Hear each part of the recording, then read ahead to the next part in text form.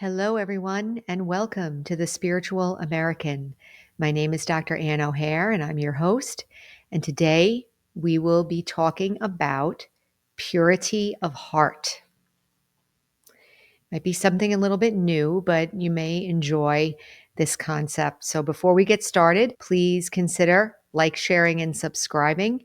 As you know, this helps us to get this content out to more and more people. And of course, please consider sharing with your friends and family so they can benefit as well. So, purity of heart, what is that? And why is it coming up as a topic? I think that we don't talk enough about our heart. There's a lot of emphasis on intellectual knowledge or understanding. And even on this podcast, we talk about understanding a lot of intellectual information and so forth. And that's important. But it's also important to have experiences of ourself in our pure state or in an innocent state. So we're going to talk a little bit about that today. First, we'll talk about what isn't pure in our heart. Like, what are we experiencing now that is keeping us from experiencing this authentic, pure, heartfelt way of being? One of the things that we experience is judging ourselves based on past actions. This is a big one. So, in my mind, something happens or my life is happening and I'm remembering it, right? And as I'm remembering, I'm judging myself based on those past actions. And because I am judging myself, I'm using some kind of right and wrong that I learned that this is the way I should be. So that's when, as I move forward into the future, I'm using that as a way to think about, judge, make decisions, and how I'm going to be in the next scene. Purity means that it's authentic and in the moment, and maybe I would say happy or innocent, or maybe those original qualities of the soul, like peaceful. I'm going to give an example of what that is, a really good example in a minute. But this idea of I have been looking at my actions, judging myself, and then that judgment is being used to make decisions on how to be. So it's kind of like a false, or if maybe not false, but it's influenced by the past, right? So my activity and how I'm seeing things and how I'm perceiving life now is being influenced by the past. Second thing, difficulty letting go or forgiving the self. So, what is difficulty letting go?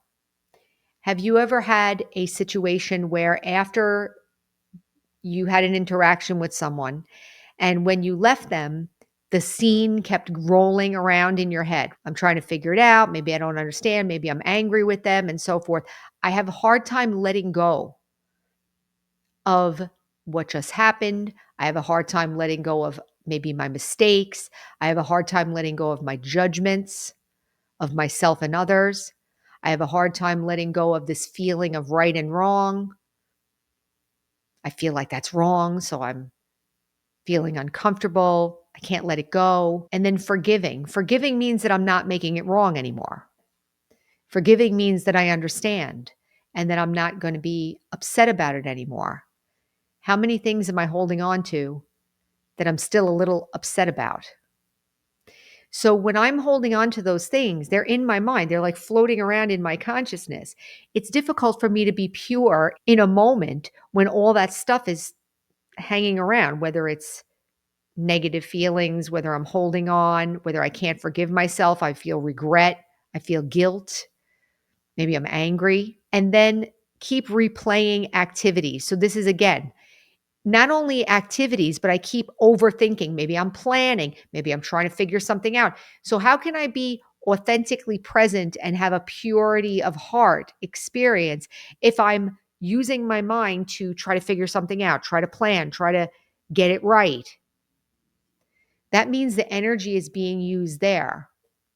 So, all of those experiences that we have in our mind, they create a heaviness in the self. It create a heaviness. So it's difficult for us to show up like clean and real and maybe the way we want to, or our best, my best self. So I'll give an example of what purity of heart would look like. Imagine that you're in a room, and I may have given this example already. So if you've heard it already, it's a really good example for purity. So let's say you're in a room and you have 10 adults in a room and you're standing around, and then somebody walks in with a baby.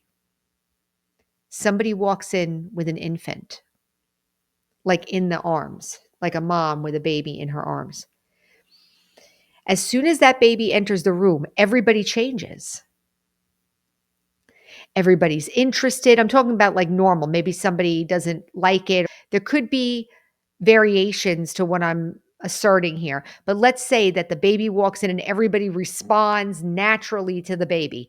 A natural response to the baby would be, I'm happy. I'm happy to see the baby. I want to interact with the baby. I want to see its body. I want to touch it. And I feel curious. I feel happy. I want to be part of it. There's no negative thinking or anything about the past in that moment. The baby is bringing in a pure energy. The baby can't talk. The baby isn't giving a lecture. The baby doesn't have a degree. The baby doesn't even know it has a body. Baby has this kind of unlimited awareness. It feels very interconnected with everyone. It doesn't feel differentiated from others. So purity of heart means that there's feeling of connection, that I naturally feel loving towards everyone. I naturally feel connected. I naturally feel happy. I naturally feel curious. I naturally feel friendly or in harmony with everyone. That's the example. But another thing, a small child also relates to the world with pure feelings. Like a small child, they live in their own world. Have you ever noticed this? So a small child knows they have a body. A small child might create imaginary friends, may play tea party or fix it or whatever different games that the small child might play. But for them, it's real. Do you remember being a small child? Think about it for a minute. Do you remember what it's like being a small child? As I'm saying it, I kind of remember. You're in the world with everyone else, but you're not in touch with everything that's going on for them. You're interacting with them, but you're not in touch with, let's say, maybe your parents are stressed out about money, or maybe something else is going on, or somebody's cooking, somebody's cleaning, somebody's doing this or that. You don't have any relationship to that at all, but you're still there. You're still interacting. So, how does this help us with purity of heart? I just am bringing this up for us to think about that we have the ability to access an experience inside that's not intellectual, that's not based in the past, that doesn't have any judgment or history or rules or right and wrong or good and evil or anything like that.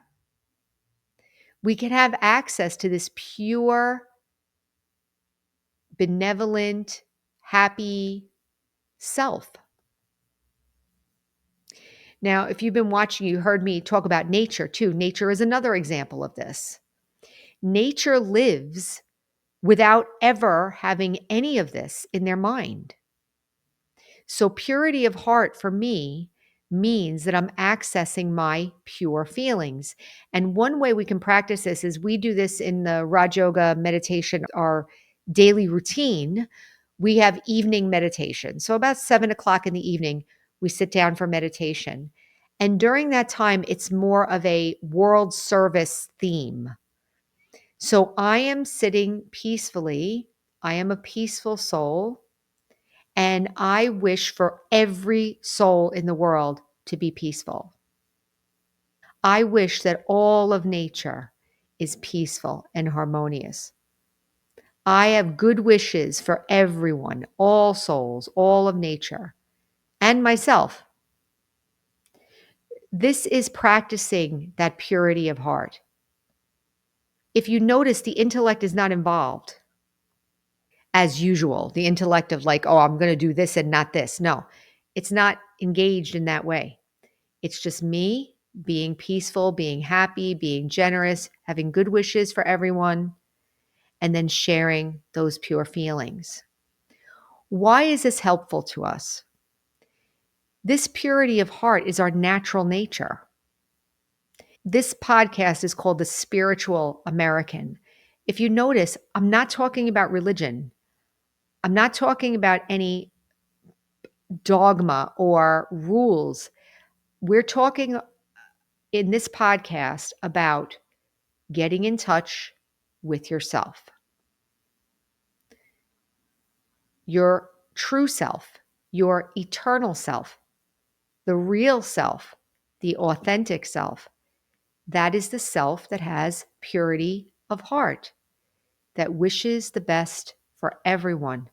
And as I'm talking, I'm getting in touch with that feeling.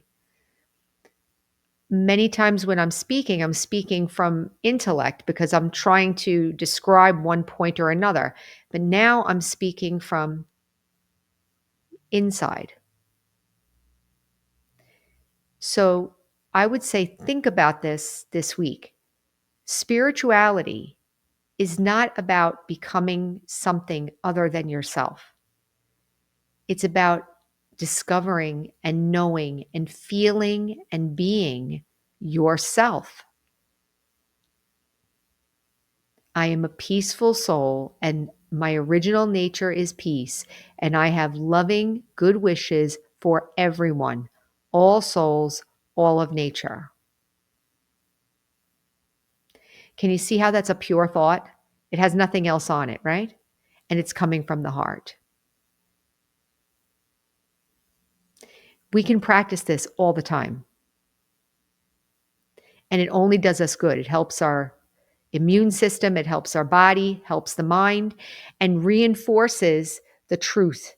Helps me to also start to change my personality, right? Helps me lessen anger and upset and everything and begin to feel more peaceful and generous. So I hope that's given you something to practice and think about.